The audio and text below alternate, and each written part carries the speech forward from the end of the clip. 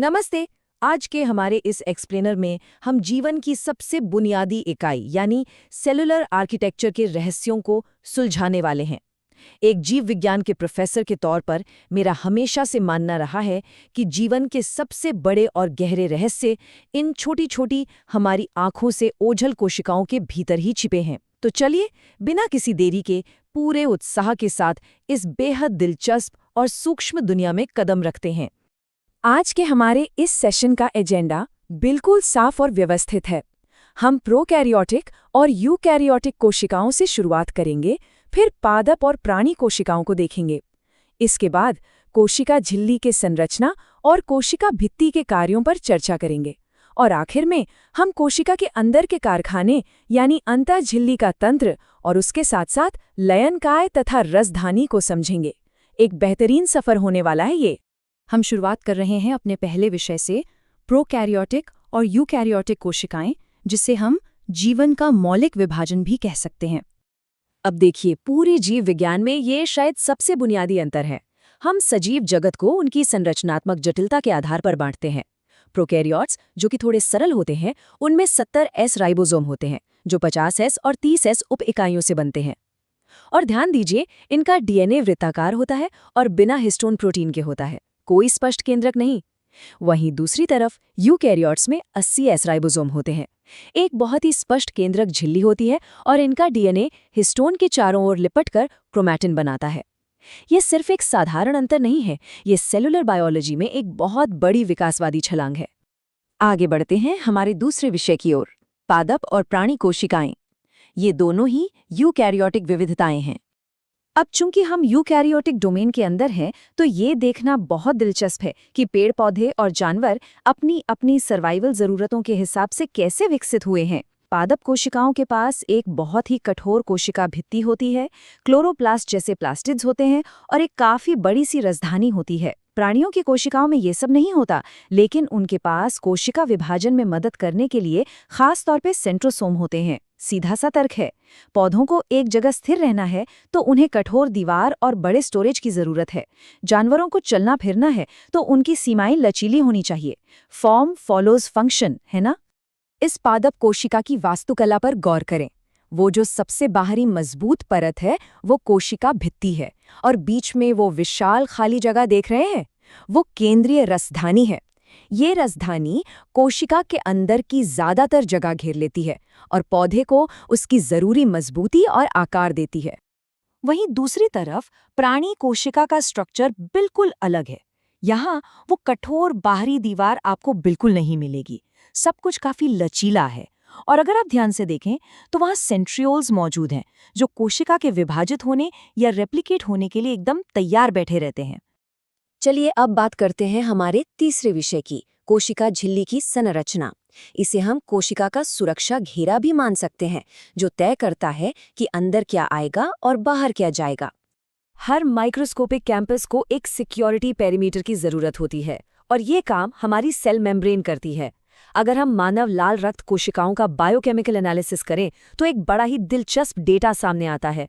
झिल्ली सिर्फ फैट या वसा की परत नहीं है, असल में ये मुख्य रूप से प्रोटीन से बनी होती है। इसमें करीब 52% प्रोटीन है, 40% लिपिड है और 8% कार्बोहाइड्रेट। तो ये पूरी तरह से एक प्रोटीन रिच बैरियर है।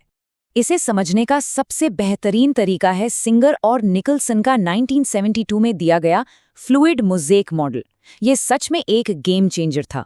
ये मॉडल बड़ी ही खूबसूरती से बताता है कि कैसे इंटीग्रल और पेरिफेरल प्रोटीन एक अर्ध तरल यानी सेमी फ्लूइड फॉस्फोलिपिड के समंदर में तैरते रहते हैं।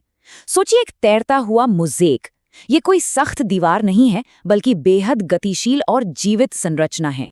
और अपनी इसी गतिशीलता की वजह से ये झिल्ली एक बहुत ही स्मार्ट गेटकीपर का काम करती है।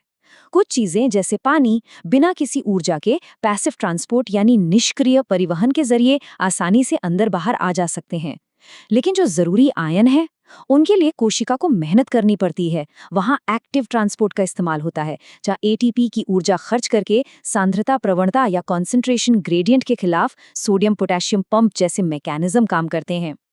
अब हम आते हैं हमारे चौथे विषय पर, कोशिका भित्ति के कार्य यानी सेल वॉल, जो एक संरचनात्मक बाहरी सीमा है।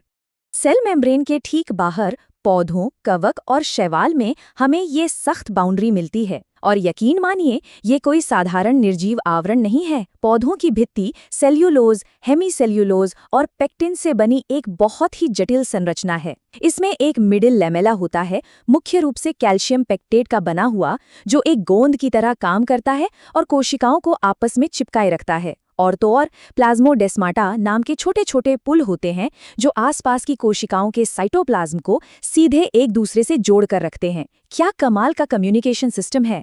चलिए अब कोशिका के और अंदर चलते हैं। हमारा 5वां विषय है अंतःझिल्लिका तंत्र यानी एंडोमेम्ब्रेन सिस्टम। ये कोशिका का परस्पर जुड़ा हुआ कारखाना है। कोशिका के साइटोप्लाज्म के बीचों बीच एक बहुत ही व्यस्त मैन्युफैक्चरिंग और शिपिंग फ्लोर चलता रहता है। लेकिन एग्जाम के नज़रिए से आपको जो बात बिल्कुल स्पष्ट होनी चाहिए वो ये है कि इस तंत्र में केवल वही अंग आते हैं जिनके काम एक दूसरे से सीधे जुड़े हुए हैं, जैसे endoplasmic reticulum, Golgi body, lysosome और रसधानी। माइटोकॉन्ड्रिया या क्लोरोप्लास्ट जैसे ऊर्जा बनाने वाले अंग इस सिस्टम से पूरी तरह से बाहर हैं, क्योंकि वे स्वतंत्र रूप से काम करते हैं। इस सिस्टम का एक बहुत अहम हिस्सा है एंडोप्लाज्मिक रेटिकुलम, जिसकी खोज 1953 में पॉटर ने की थी। ये अपने काम बहुत ही स्मार्ट तरीके से बांटता है। खुरदरी या रफ ईआर, जिसके ऊपर राइबोसोम चिपके होते हैं, वो प्रोटीन बनाने का काम करती है, और जो स्मूथ या चिकनी ईआर है, जिसके पास राइबोसोम नहीं होते, वो लिपिड बनाती है। इतना ही नहीं, कशेरुकियों के लिवर में ये चिकनी ईआर खतरनाक दवाओं और टॉक्सिन्स को बेअसर करने का बहुत ही जरूरी काम भी करती है। अब जब प्रोटीन और लिपिड बन गए तो उन्हें पैक भी तो करना होगा। यही एंट्री होती है गोल्जी बॉडी की, जिसे 1898 में कैमिलो गोल्जी ने खोजा था। ये कोशिका का पैकेजिंग डिपार्टमेंट है। इसमें सिस यानी बनने वाला हिस्सा और ट्रांस यानी मैच्योर होने वाला हिस्सा होता है। ईआर से जो भी प्रोडक्ट आते हैं, गोल्जी उन्हें मॉडिफाई करता है, पैकेज करता है और जटिल ग्लाइकोप्रोटीन तथा ग्लाइकोलिपिड में बदलकर आगे भेज देता है। अब आते हैं हमारे आज के आखिरी और छठे विषय पर, लयनकाय और रसधानी। कोई भी कारखाना बिना वेस्ट मैनेजमेंट और स्टोरेज के तो चल नहीं सकता, है ना? इसी वेस्ट मैनेजमेंट का जिम्मा उठाया है लाइसोसोम ने। गोल्जी बॉडी इन्हें पैक करती है और इनके अंदर रफ ईआर द्वारा बनाए गए बेहद शक्तिशाली हाइड्रोलाइटिक और लाइपेज एंजाइम भरे होते हैं।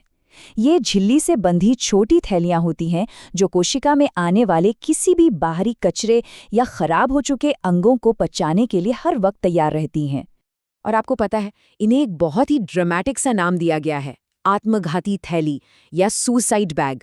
सुनने में थोड़ा अजीब लगता है, लेकिन ये वैज्ञानिक रूप से बिल्कुल सटीक है, क्योंकि अगर कोशिका के मेटाबॉलिज्म में कोई बड़ी गड़बड़ी हो जाए तो ये लाइसोसोम फट सकते हैं और इनके एंजाइम अपनी ही डैमेज हो चुकी होस्ट सेल को पूरी तरह से पचा जाते हैं, लिटरली खुद को ही खत्म कर लेते हैं। और अंत में आती है रसधानी या वैक्यूल, जो कोशिका का अल्टीमेट स्टोरेज वॉल्ट है। ये टोनोप्लास्ट नाम की सिर्फ एक सिंगल लेयर वाली झिल्ली से घिरी होती है। ये टोनोप्लास्ट बड़ी समझदारी से पानी, सेल सैप और कोशिका के लिए गैर जरूरी उत्सर्जी पदार्थों को बाकी के साइटोप्लाज्म से बिल्कुल अलग और सुरक्षित रखती है। तो आज के हमारे इस एक्सप्लेनर को खत्म करने से पहले मैं आपके दिमाग में एक सवाल छोड़ना चाहता हूँ। जरा सोचिए, अगर किसी गंभीर टॉक्सिन की वजह से सिर्फ गोल्जी पैकेजिंग सेंटर काम करना बंद कर दे तो क्या होगा? इस परस्पर जुड़े हुए सिस्टम में ये एक छोटी सी विफलता कितनी तेजी से चेन रिएक्शन पैदा करेगी, जो अंततः पूरे जीव के पतन का कारण बन सकती है। इस बारे में जरूर सोचिएगा। बायोलॉजी सिर्फ रटने की चीज नहीं है, ये एक पहेली है जिसे हमें समझना है। सीखते रहिए और इस सूक्ष्म दुनिया पर विचार करते रहिए।